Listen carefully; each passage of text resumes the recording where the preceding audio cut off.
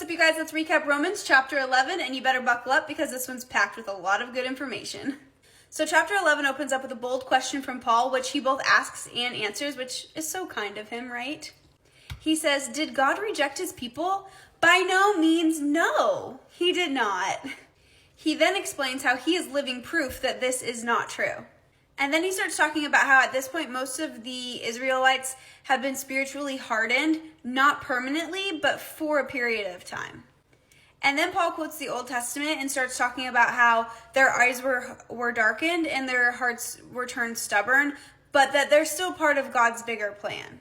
After this, the next few verses start talking about salvation for the Gentiles and how their jealousy starts to become a thing in Israel.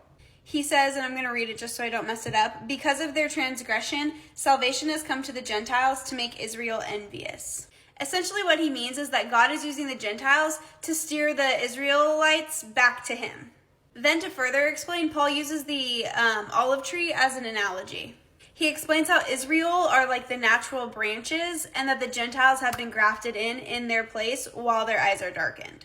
And he also kind of warns the Gentiles not to become arrogant during this time, that just because they've been grafted on doesn't mean that they can't be then disconnected again, because they were not always connected, right? They were granted this opportunity, maybe. And then he, of course, explains it way better than I do. And he says, you do not support the root supports you.